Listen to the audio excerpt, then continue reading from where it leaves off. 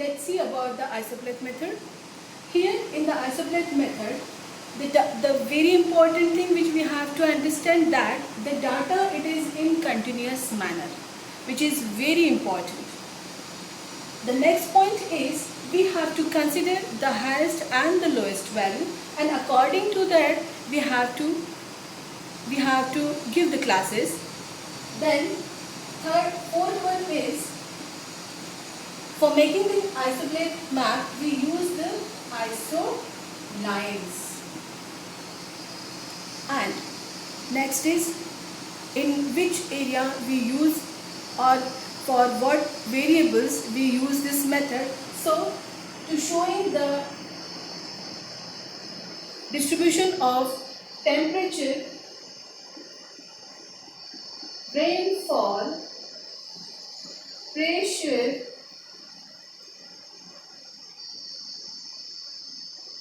salinity. If you observe here that every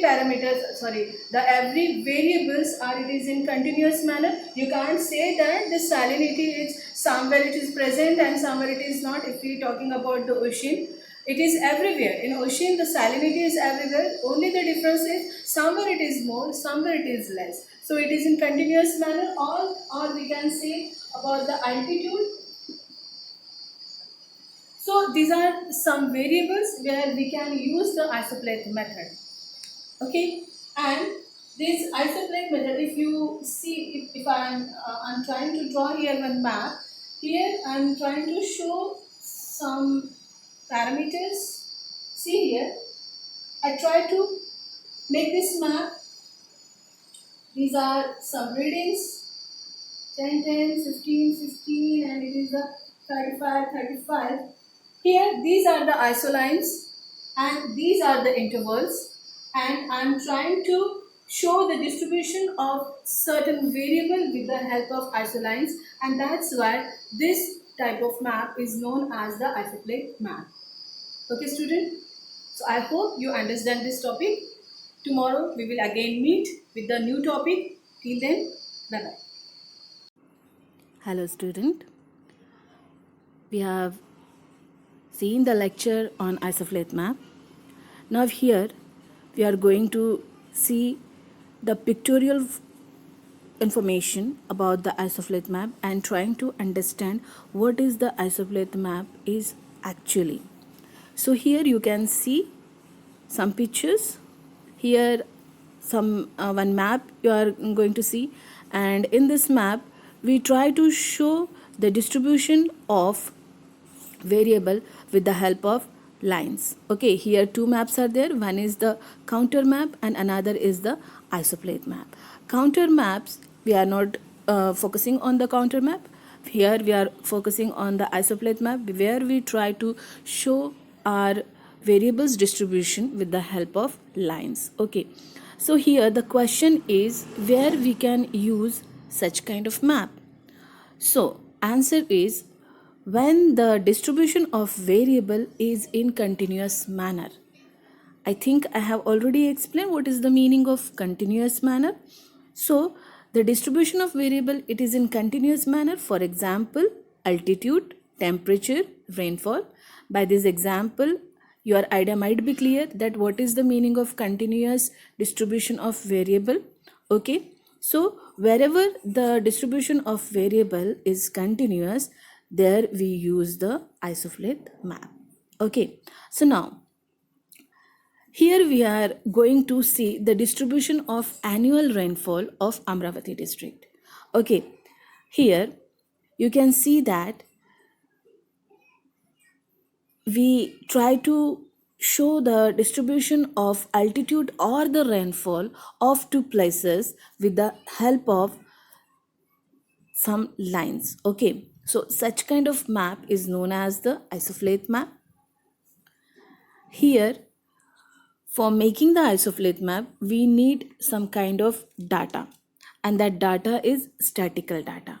Okay, now here one thing we have to understand that our statical data, it is not the sub administrative unit data which we have means in this map, we are not going to consider the sub-administrative unit.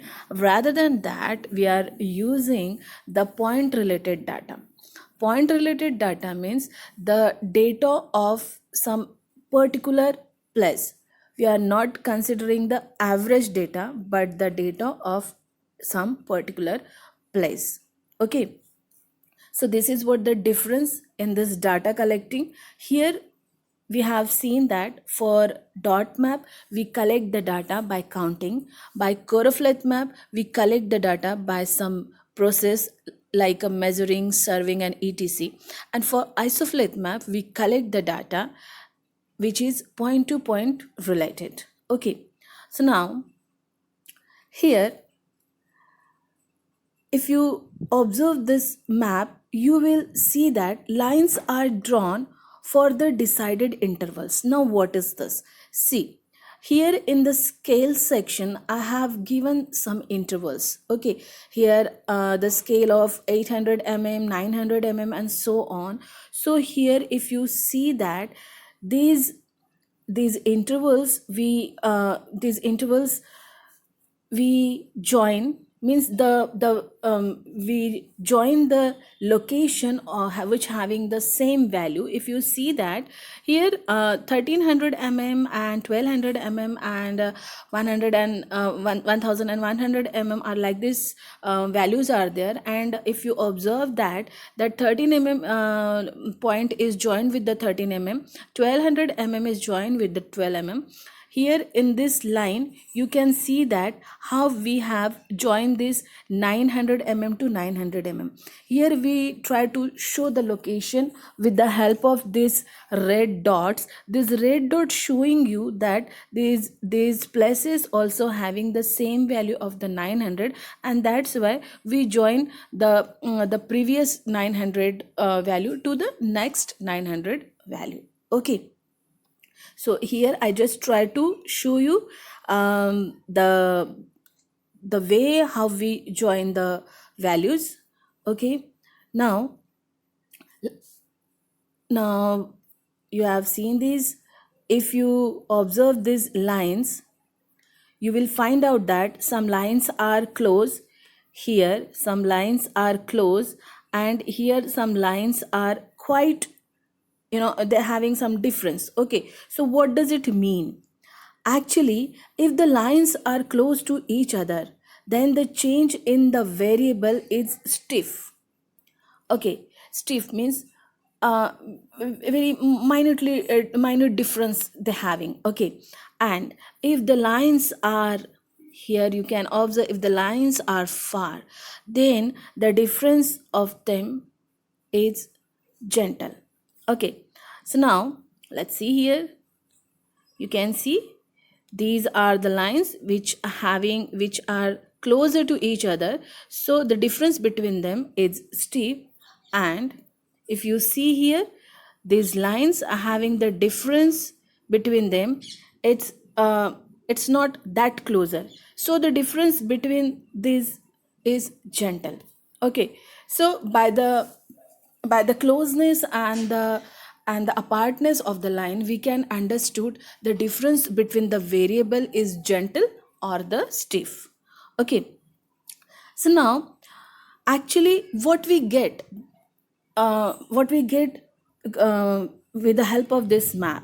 So what we get the idea of natural trend, means naturally how that place is. So we get idea about that. Okay, we get an idea of the natural trend of the distribution of the variable with the help of this map.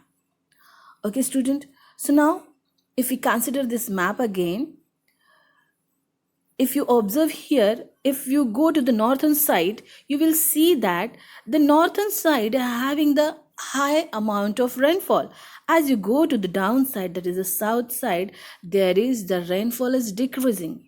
Okay, so the rainfall at the northern side is 13 mm, which is the highest rainfall. As you goes down, you observe here is one line of the 800 mm.